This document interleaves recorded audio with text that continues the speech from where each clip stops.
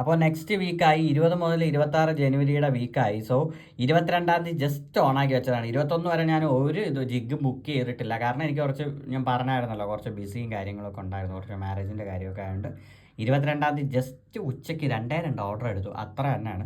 So അത് നിങ്ങൾ കൂട്ടണ്ട, അത് നമുക്ക് ഒരുമിച്ച് കൂട്ടാം ഒറ്റ ഡേ ആയിട്ട്. 23-ാം ഞാൻ ഫുൾ ഇറങ്ങി. രാവിലെ ഒരു 10 മണിയൊക്കെ ആയപ്പോൾ ഇറങ്ങിയിട്ട് രാത്രി 12 മണി വരെ നിന്നിട്ടുണ്ടായിരുന്നു. അന്ന് എനിക്ക് ഇവർ ഈ പറയുന്ന 1171 രൂപ തന്നിട്ടുണ്ടായിരുന്നു. അത് നമുക്കൊന്ന് ട്രിപ്പ് ബ്രേക്ക് ഡൗൺ ചെയ്ത് നോക്കാം. സോ ഈ വീക്കിൽ ടോട്ടൽ എനിക്ക് കിട്ടിയിട്ടുള്ളത് 1338 രൂപയാണ്. So available cash limit Zomato ഈ വീക്കിൽ 3000 പ്ലസ് ഇട്ടായിരുന്നു. അതെന്തായാലും നന്നായി. കസ്റ്റമറിൻ്റെ ടിപ്പ് ബാലൻസ് 50 രൂപ. സോ അത് ഇടയ്ക്ക് മുക്കുന്നതുകൊണ്ടൊക്കെ എനിക്ക് ഡൗട്ടുണ്ട്, ഇടയ്ക്ക് ഇവർ മുക്കുന്നുണ്ടോ ഇല്ലയെന്ന് അറിയില്ല. എന്തായാലും നമുക്ക് നോക്കാം. സോ ഇന്നത്തെ കാർഡെന്ന് പറയുന്നത് ഫുൾ ടൈം കാർഡ് എടുത്തിട്ട് തന്നു. താങ്ക് യു സൊമാറ്റോ, വളരെ നന്ദി. 18 ഓർഡർ. ഇത് വെള്ളിയാഴ്ചത്തെയാണ്. സോ വെള്ളിയാഴ്ച രാവിലെയാണ് ഞാൻ ഈ ഒരു വീഡിയോ റെക്കോർഡ് ചെയ്യുന്നത്. കാരണം ഇന്നലെ രാത്രി വീട്ടിൽ വന്നപ്പോൾ അത്യാവശ്യം താമസിച്ചായിരുന്നു. പിന്നെ കിടന്നുറങ്ങി. പിന്നെ വീഡിയോ ഒന്നും എടുക്കാൻ തോന്നിയില്ല. 18 ഓർഡർ, 16 18 ഓർഡർ. ഇവന്മാർ നല്ല രീതിയിൽ തേക്കുവാണ്. നോക്കാം നമുക്ക് 18ഒക്കെ കിട്ടുമോ ഇല്ലയോ എന്നൊക്കെ. സോ നമുക്ക് നോക്കാനുള്ള ട്രിപ്സാണ്. സോ ട്രിപ്സിലോട്ട് പോവുകയാണ്. 24 അല്ല 23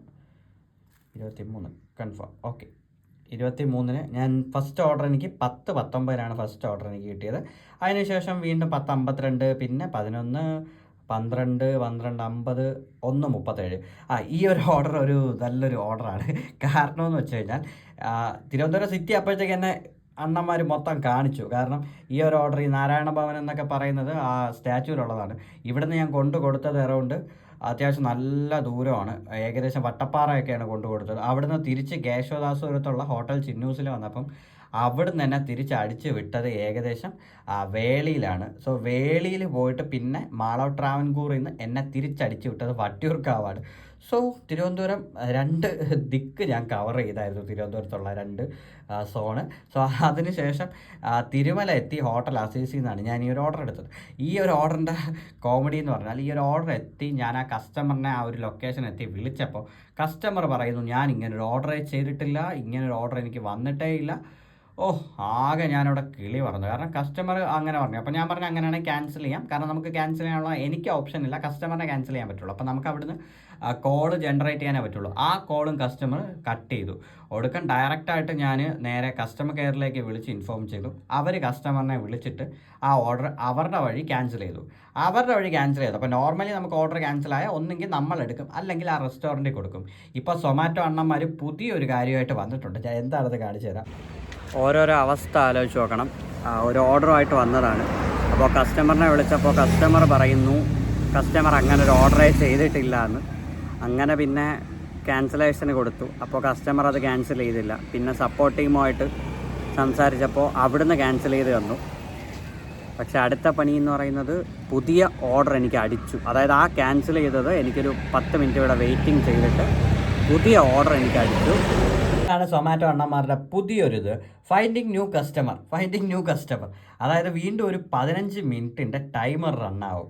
ഈ ഒരു ടൈമറിന് നമുക്ക് എക്സ്ട്രാ പേയ്മെൻ്റ് ഒക്കെ തരുമെന്നാണ് പറയുന്നത്. അതായത് പുതിയൊരു കസ്റ്റമറിനെ അവർ കണ്ടെത്തുവാണ്. എൻ്റെ കയ്യിലുള്ള ഓർഡർ എൻ്റെ കയ്യിൽ വച്ചുകൊണ്ട് അവർ പുതിയൊരു കസ്റ്റമറിനെ കണ്ടെത്തുന്നു. എന്ത് ബുദ്ധിയാണെന്ന് നോക്കണം. നോർമലി ഈ ഒരു എമൗണ്ട് സൊമാറ്റോ ഹോട്ടലിന് കൊടുക്കേണ്ടി വരും. ഇപ്പോൾ 2 ബിരിയാണിയാണ് എനിക്കത് കിട്ടിയത്. ആ 2 ബിരിയാണി കസ്റ്റമർ പേയ്മെൻറ്റ് ചെയ്താലും ചെയ്തില്ലെങ്കിലും ആ 2 ബിരിയാണിക്കുള്ളൊരു എമൗണ്ട് ആ ഹോട്ടലിന് സൊമാറ്റോ കൊടുക്കേണ്ടി വരും. അപ്പോഴത്തേക്കും ഇവർ അത് എനിക്ക് തരാതെ, നോർമലി ഒരു ഡെലിവറി ബോയ്ക്കൊക്കെയാണ് അത് കിട്ടുന്നത്. അപ്പോൾ ഞാൻ അവിടെ 15 മിനിറ്റ് ഇങ്ങനെ ചുമ്മാ വെയിറ്റ് ചെയ്തു. അപ്പോൾ ഈ ഒരു ടൈമർ ഒരു 5 മിനിറ്റിലേക്ക് എത്തുന്ന സമയത്ത് പുതിയൊരു ഓർഡറിലേക്ക് മാറി. അതായത് എൻ്റെ അവിടുന്ന് പിന്നെ ഒരു 5 കിലോമീറ്റർ ഡിസ്റ്റൻസിൽ പുതിയൊരു കസ്റ്റമറിനെ അവർ ഫൈൻഡ് ചെയ്തു. അപ്പോൾ ഞാൻ നേരെ ആ കസ്റ്റമറിലെത്തി ആ ഒരു വ്യക്തിയോട് ഞാൻ ചോദിച്ചു, ഈ ഓർഡർ നിങ്ങൾക്ക് എന്തെങ്കിലും ഡിസ്കൗണ്ട് കിട്ടിയാന്ന്. അപ്പോൾ ആ പുള്ളി എൻ്റെ അടുത്ത് പറയാം അറൗണ്ട് 160 രൂപയ്ക്കാണ് കിട്ടിയത്.